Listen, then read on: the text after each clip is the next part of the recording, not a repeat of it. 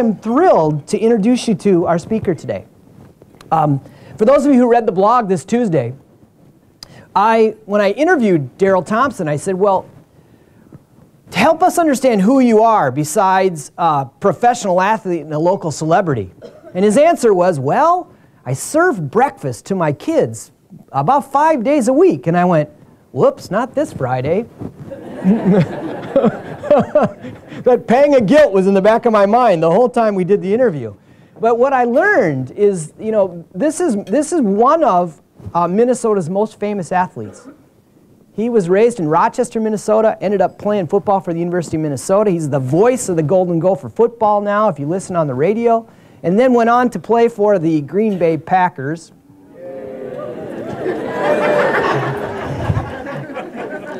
I just could not wear the green jacket today. Well, sorry, you know. When he showed me a picture of his family, he showed a picture of his daughter playing volleyball at the University of Wisconsin, which had to be just about as painful, right, to see that happen? That's exactly right. So since graduation, we've all heard the stories, we've all read about professional athletes who, after the career is over, they get into the fast lane and go this way. And this is a guy who went this way. He started an organization called Boulder Options. They do a subject that's very near and dear to my heart. We all know that leaders who grow today, they seek out mentoring partnerships. Many of you in this room are doing that right now. I mentor several people. I have several mentors. And that's what Darrell Thompson is doing. They're helping at-risk kids in the inner city raise themselves up through mentorship. And so we are all, on behalf of the free world, we're grateful for the work that you do, Darrell. So please give a nice, good leadership breakfast welcome to Darrell Thompson. Thanks, Paul. You're welcome. Good morning. Good morning. Well, sounds like the mic's working pretty good. Never worked with the hands-free mic before. Well, thanks a lot for having me. I'm really honored to be here today. I'm a little bit tired. I'm a basketball junkie, so I had my brackets, and my daughter did a bracket for our family, and I did predict that NDSU was going to win yesterday. That was my big success, and then I did not think that Harvard was going to beat Cincinnati.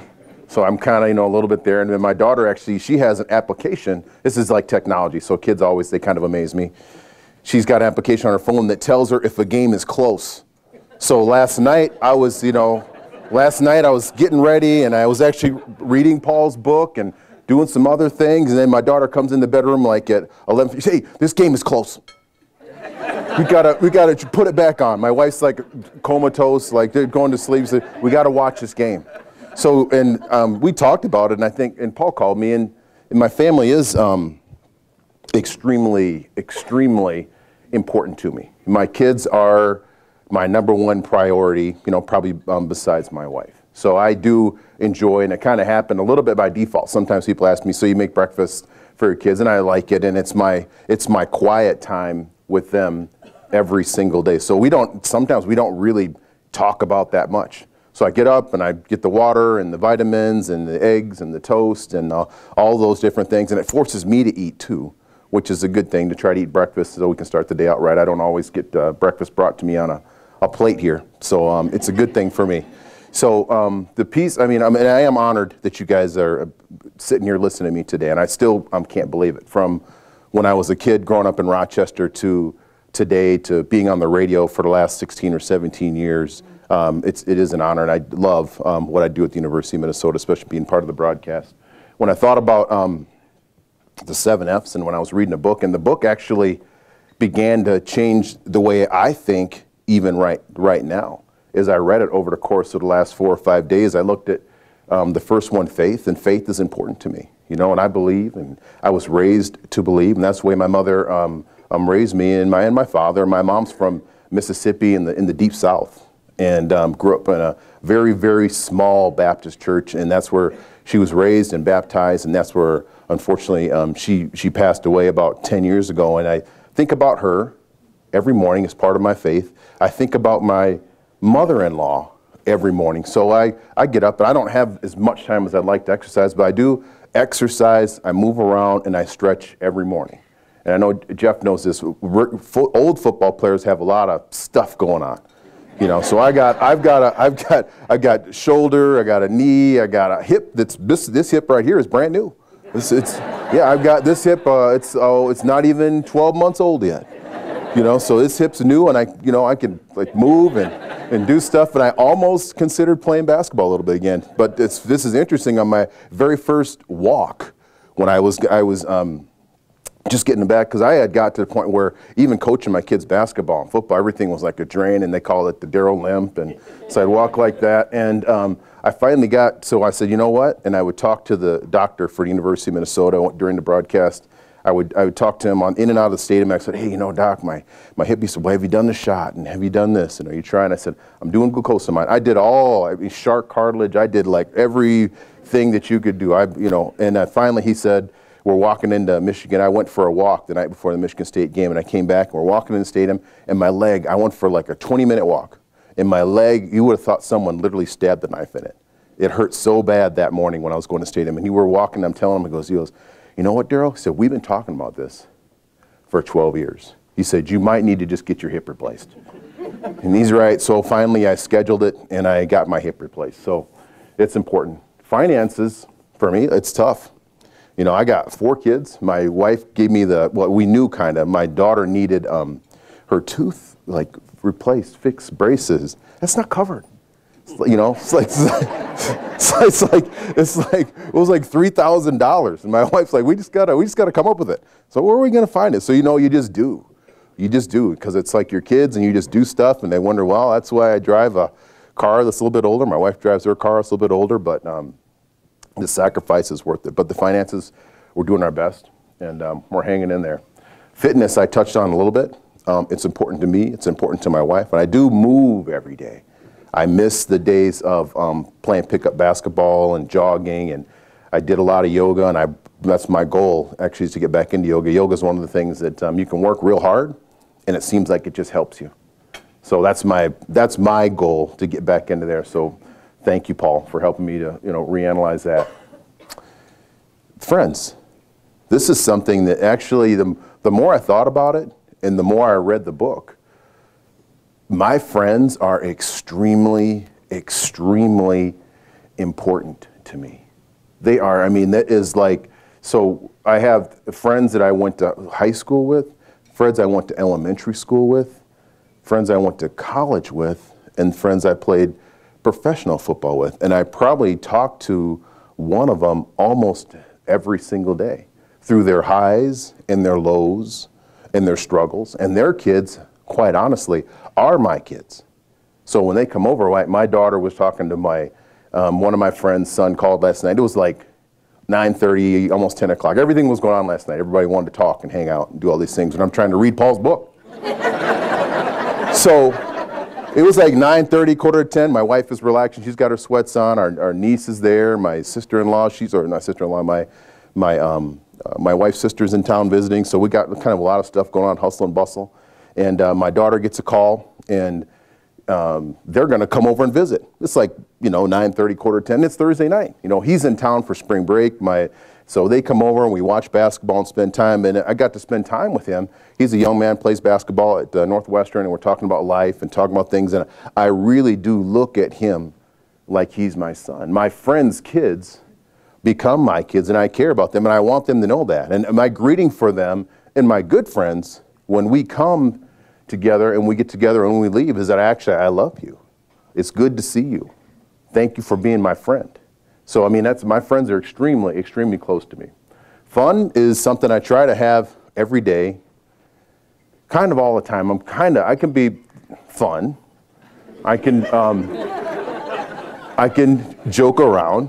I would like to party sometimes. I think we all do, but I think you just need to have fun. And part of it for me is, I think people, even like the young people I work with at work, they view me as, he's the president, and he used to play football and all those things. So we were doing this big mailing for our annual dinner yesterday, and I just like to listen. I like to have fun, and also just like let them know that I'm really real. I mean, I still, you know, I got some of the same struggles that they have, and I got those type of things, but I like to have fun every day. And I did yesterday, and I was just telling Calvin, my friend, your new friend here at the table, about I have 2 screens on my desk. Well, I don't know why, but I do. So I have a computer screen, another computer screen. So this doesn't always, this is for productivity, right? This is for productivity. So it's being very productive. So you know what I was doing yesterday, right? Yeah, I was watching basketball on one screen.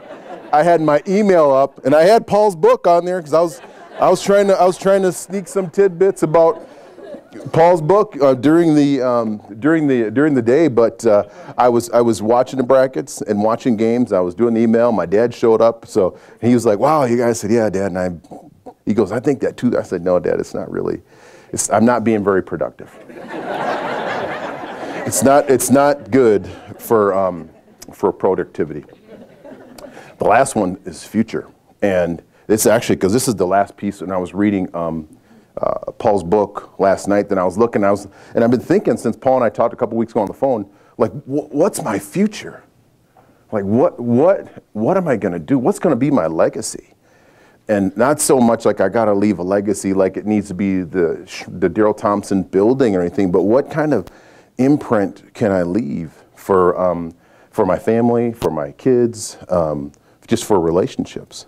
And I think about the work that I do now with kids.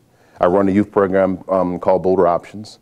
We're an activity-based mentoring program. So we do running, biking, tutoring, and homework with kids. This is the 20th year that I've been at Boulder Options. And when I first started, I told my father-in-law, I said, Denny's my father-in-law's name. We were talking this like 20 years ago, and he's like, "So you're done with football?" He said, "What do you think?" I said, "Well, I think I'm gonna like do something with kids, you know, like work or, you know." And I started working part-time at Boulder Options. And the first year that I was working at Boulder Options, we had 11 kids go through the program. The previous year they had 6. And my first year we had 11. And I'm talking to my father-in-law just over dinner, and he's the one that introduced me to Scotch. And I did hear about your happy hours. So I like Scotch. I might have to come to a happy hour. So I told I was talking to my father-in-law, and I said, when we get to 100 kids at Boulder Options, I said, that'll probably be enough, and I'll go do something different. And that was 20 years ago. We had 6 kids, we had 11 kids, we had 20 kids. Last year we had 1,600 kids engaged in programming around the state of Minnesota.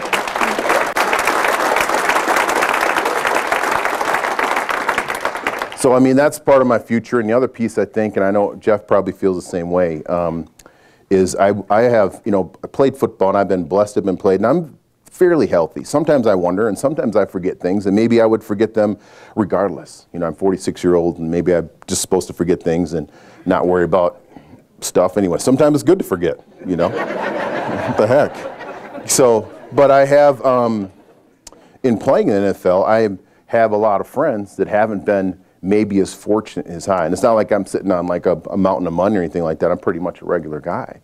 I said, but I have friends that are struggling, people that are in a tough spot, and I would like to be able to do more for them. Maybe help them a little bit more and help them get to some of the opportunities that they have not quite had that opportunity to receive. So those are some of the things that I'm looking at for future for me. And the other goal that I have, quite honestly, is I'd like to engage more kids in programming, what we do at Boulder Options. Our core group is 10 to 14. We've expanded it from 7 to 17, and our goal is to have kids served all over Minnesota, eventually all over the United States. So that's one of my long-term goals, and that's what I thought about when I was thinking about the future. I also talked to Paul about, he mentioned a few things, and I tried to write them down without peeking too much at my notes. He said, what was a personal time when that was kind of like a turning point in your life?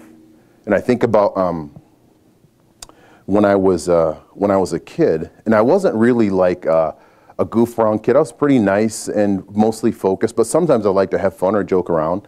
And I remember one time there was a piece of paper, there was a substitute teacher that came to school that day, and he was a sub that we'd had probably half dozen times, and there's a piece of paper he passed around. You're supposed to write your name down because just so that he knew who was in the room that day. So I wrote my name down when it went around, and the paper came back to me, and I wrote my name down again. And so the paper went in, it went up to him, and he said, he asked me to come over, and I was like, hello, Mr., whatever his name was. And he said, Darrell, he said, what's going on? I said, well, nothing. He said, well, how come you wrote your name down 2 times? And I said, I don't know, I was kind of nervous. I thought it'd be funny. He said, it's not funny, and I'm telling you what, he said, I don't appreciate that. He said, you know what? He said, you're not going to be anything. And it was really, it's hurtful, and it hurts me to say it, but it was kind of a point in my life where I said, you know what, it doesn't really matter that much what he thinks. What matters more is what I think and what I'm able to do. So I had to learn, I said that, and it was a lesson for me to realize everyone isn't going to believe in me. But the most important thing I have to realize is that I have to believe in myself. And that's the piece for me. When I talk to kids, I say, you know what? If you don't believe in yourself, it's going to be difficult. I believe in you. I tell them kids this. I said, I believe in you. I don't even know you. And I believe in you because I believe that you can do it. But that was a defining moment for me to realize that I needed to believe in myself and also just discard what anyone else would say, because it doesn't matter. I need people, I need mentors, I need positive people to be around me, and unfortunately that wasn't one of them. So, and I haven't seen that gentleman for a really long time, but his face pops in my head sometimes. When someone tells me that there's something that I can't do, his head pops up as a kind of like a defining moment. Then the other piece, and this is more probably on the professional side. You know what's interesting, Paul?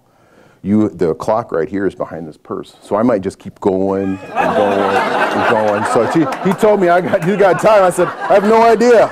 You guys you're going to learn about everything I got, my kids, my wife, all kinds of stuff. The other, thank you very much, Mary Ann. It's not your fault. It's my fault. The other piece that was defining, and I think it was interesting because I always live, I said, I got to do it. I got to focus. I need friends. I need to trust. I need to believe. And I said, so I was going through college, and sometimes people ask me, when did you know that you were going to be able to play professional football? And I said, I didn't really know until my junior year.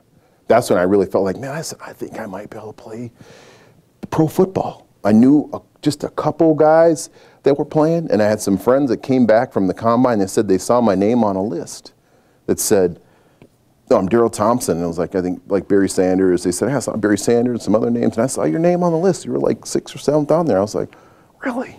They're keeping an eye on me. So interesting. So, I mean, it raised my bar of expectations, and it kind of got me even a little bit more excited about college football. I'd been blessed because I had played like from the beginning. From the beginning of college, I played, I was a 3rd string running back going into the first game. And this is kind of a funny story I was telling my wife, and my wife was a phenomenal athlete. She was Miss Basketball and played volleyball, all these wonderful things at Iowa. And I just, quite honestly, and not to be overly arrogant, my wife and I take athleticism almost for granted at our house, or like even records and things like that. So I mentioned to my wife, I was preparing for a football game, and we were going to play against Bowling Green. And I was like, oh, I played against Bowling Green. Was my first game in 1986, and I've got coffee and all these notes and paper on the table, and I tell her, I said, I had 4 touchdowns against Bowling Green and 205 yards in the second half of the Bowling Green game of my first game when I was a freshman. My wife said, are you going to finish scrambling those eggs? So that's the type, if I would have had 8 touchdowns, she might have been like, that's pretty cool. And I told her, I said, I might have to throw you under the bus a little bit, honey, because that's kind of a funny story. And I mentioned it to a reporter, and he put it in the paper, and I said, she just has high expectations. I just got to do more. Yeah, I got to do it all, But the piece that were the defining, or not defining, but a moment or a pivotal moment for me was, I love football. I love kids. I love the community. And I was telling that when I was going through the interviews with scouts and coaches that come in, I had one of the coaches ask me, he said, what do you want to do when you get done playing football? And he said, and don't tell me, I've heard this a million times. I could tell he's just like, don't tell me you want to work with kids. And I was like, I do want to work with kids. And then in my head I said, you know what? And I put it in my notes. I said, you know, I had to tell the truth. You know, I said, I do want to work with kids. I said, I believe I have an opportunity to make a difference in the life of a young person. My parents there was always kids around. Always kids around our house, other kids, other families. They were coming around, spending time. My mom would be doing the hair. And my parents divorced, and there's still kids around at both houses. You know, coming over, eating and hanging out and doing all those different things, playing basketball, playing catch, playing baseball, and other people that did things for me. So I told him, I said, yeah, I do plan on working with kids. And they didn't draft me. It was the Patriots. They didn't draft me anyway. I don't know if they had a chance. I don't even remember. I mean, now it's been like 25 years, so it doesn't matter very much. But in my mind, I said, that was my personal moment, was when the young man, or the principal, not the principal, the substitute teacher told me, you're not going to be anything. And my defining moment professionally was when I had to not stand up to the scout. He was just like, I don't want the same one. I said, no, that's what I want to do. So that's what I believe that I want to do, because I think that's important. And that's part of my passion, my mission. That might change. I want to do more things. And if the right opportunity comes, maybe, I don't know, maybe I want to be president of the United States. I do think about that, and my wife's like, that's completely insane. And you're not going to do that. And I don't want to be the first lady, and I don't want to have people filming us every single week. I can't go to Target. I can't do any of those things. So I have two things I was thinking about, and then I'll be done, because my time's almost done, as a leader. And two of the things that I respect the most from leaders, or what I've learned from leaders. And the number one thing that I have learned as a leader, and it was hard for me to even admit that I'm a leader, but I guess as people keep telling you this, so I guess I'm a leader. I'm a leader, so whatever that means. But the number one thing I learned is to listen. I learn all the time when I listen. I learn from young people. I learn from older people.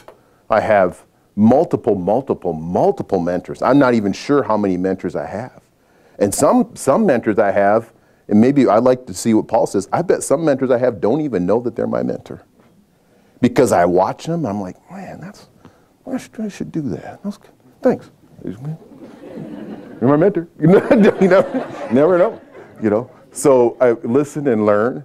And the second one is, and I was sitting with a coworker yesterday, kind of going through my schedule, my calendar.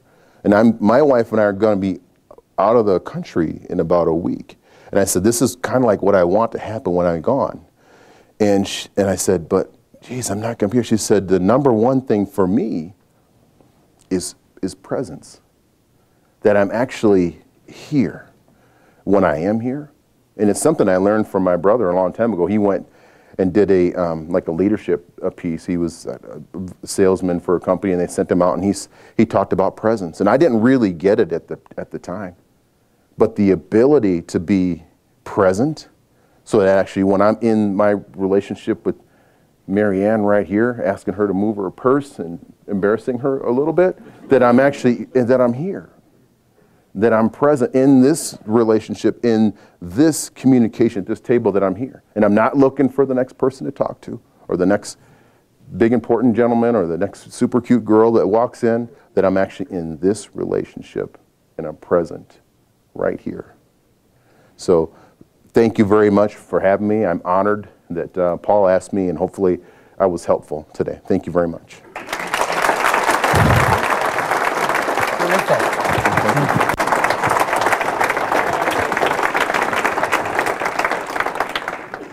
So lots of really interesting piece of insight from Darrell. I'm fascinated with how he closed.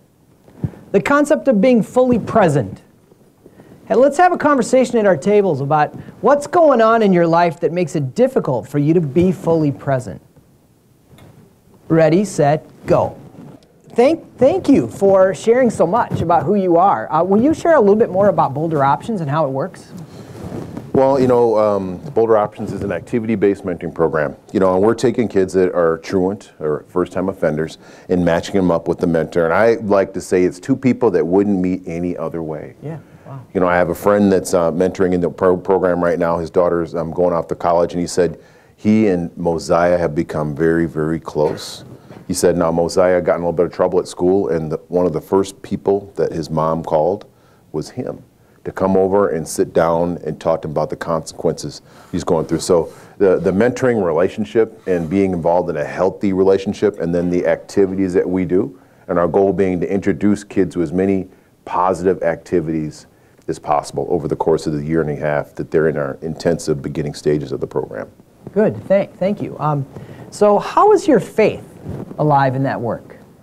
I yet to believe, because it's almost like we talk about prevention and we talk about intervention, and we're going to pay no matter what for kids once they're in jail. So if a young man is at the county homeschool here over by the Lifetime Fitness, I think over off Eden Prairie, it's like $50,000 to $70,000 a year. A young person go through Boulder Options, it's like $1,500. So that's mentors, shoes, time, and all that type of stuff. Not a lot of overhead in it, but that's what it costs. So you can pay me now, or you can pay me later. Very well said. So yeah. I was fascinated by your conversation about people dropping by and kids sitting around the table, and you're talking about life. You said we're talking about life. What is that? What do you mean by that? For me, it's sometimes it can be kind of heavy or real. I have 2 boys and 2 girls, and I like to be real with kids. People, what's it like to be in the NFL? So yeah, it's great, it's fun. You just make a lot of money. I say, yeah, we make it. So, but it was also extremely challenging. And being real with the kids just means I'm actually going to ask you how school's going. I'm actually going to talk about your behavior or what I've heard.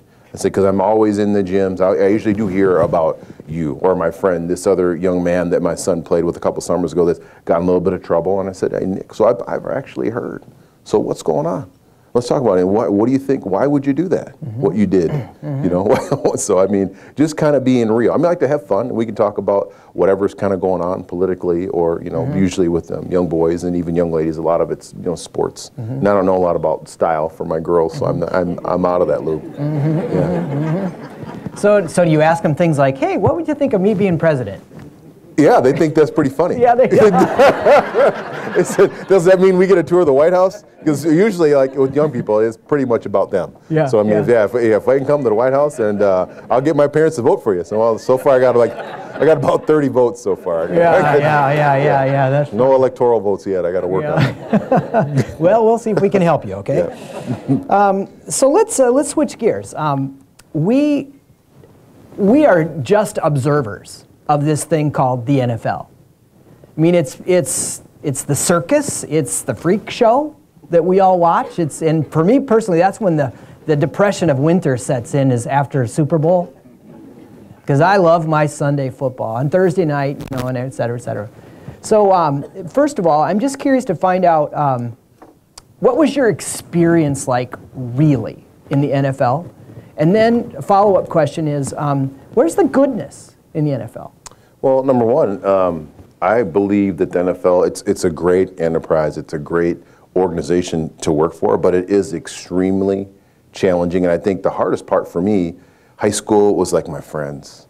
And you remember you wear your uniform to school, or you give a uniform to your girlfriend. You got all that excitement around school. College, it gets to be a little more like real deal. We're gonna, your second team, your third team, maybe your whole career's on the scout team. And then when you get in NFL, it's like either you can do it or you can't. And if you can't do it, here's like a little joke, here's your cup of coffee, and you can go beyond your way. So that the physical part of it, and then the part of how sometimes it can be extremely kind of cutthroat. But I think once you realize that, I did realize it after by kind of my second year, when people that were my friends got cut, or even like it was my football, my mentor. He's the guy that kind of taught me how to block, taught me how to, he told me the truth, because some guys don't tell you the truth when you're in the NFL. I remember telling one of my mentees, he was at camp for the Philadelphia Eagles, and I'd sent him before. I said, it's going to be tough, and I said, I know you probably don't get, and I remember telling this, and Jeff might remember, I said, when you're in college, I didn't really feel threatened on the practice field in college. And I didn't really get what he meant when he said, I said, you will feel challenged in practice in the pros. I said, in the college, I felt like I didn't worry about anybody, didn't worry about anything. In the pros, it's a whole different deal. Everyone's there and everybody can do it. The guy from Northern Illinois, the guy from Augsburg, whatever it is, he can do it. So you better be ready. So it's a different piece. And but the games are wonderful, and it's a wonderful opportunity. You get to meet people you wouldn't typically meet, and I had great coaches, and it was a special experience. So the goodness in the NFL, where is that? I would say from things like this. From meeting people like Jeff Seaman, from being around Kurt Knopf and the local NFL alumni, from I've gotten to be part of the Greater Good Fund just a little bit with the NFL, and I got to meet, like Jim Brown, maybe the greatest, one of the greatest football players of all time, and see his compassion and heart for helping people. As great as he was a football player, he's even a better person. So to meet him and spend time with him personally, and like I told my kids, I said, I actually have Jim Brown's phone number in my phone. Well, he's got it now, but he'll give it back. Wow. Yeah. Well, you brought up your kids, which is the next question I have, actually, and that is, what advice are you giving to your kids these days? My kids, I have this motto that was my mantra when I was in college, and it's on the back of the shirts for Boulder Options, and it's all it takes is all you got. And the only time I really get disappointed in my kids is when I don't see effort. And like lately, it's my boys in the classroom. I said, you have to go. I told my sons, you will spend spring break with me at work, at Boulder Options. So we have a tutoring program Monday and Wednesday nights. You'll be in the tutoring program. You're going to sit in my office. You're going to go to every meeting I go to, and you're going to have your homework out. Bring every single book home if we don't get these little red things in the parent portal figured out. So, sorry to get so personal. Well, that's yeah, that's accountability right there. That's awesome. Oh yeah. So I mean, that's me. I don't know, I'm a little old-fashioned when it comes to that, but but we might get some real quality time. We'll see. Tonight's the final time. Hey. Yeah, you need an app for that on your phone that says, "Hey, we're getting close here," right? They got one. My wife's got that figured out. Okay. So final question. We've assembled a group of people that really sincerely want to help each other. How can we, give us your best sales pitch. How can we help you at Boulder Options? That's always tough. I think the thing that we need most importantly at Boulder Options is awareness. For you to tell someone else about our program would mean a lot to me and a lot to the kids in the community, because we're making a difference and we're saving lives. So we need mentors. Number one, we need volunteers. And of course, we need financial support. Every single day, and it's interesting, I have a board member that I met with in the beginning, and he said, Darrell, to take this program to the next level, you're gonna have to come out of the tennis shoes and the sweatpants, and you're gonna have to go talk to people about the organization and spread the word. And he was right. He passed away, but I think about him, very, very often. Mr. Hartwell was, impactful on me, and he said, you got to get out and events like this and opportunities like this for me to be able to spread the word about Boulder Options is the key. So hopefully when you leave today, you'll think about Boulder Options, and if you feel like somebody might be a good mentor, volunteer, donor, supporter, or advocate, send them our way. We'd love to have them. And I know there's a lot of people here that do know about us, and I really appreciate you coming up and shaking my hand and giving me a hug before. Outstanding. Thanks so much for coming to the Good Leadership Breakfast. Thank you. Hey, now the best part.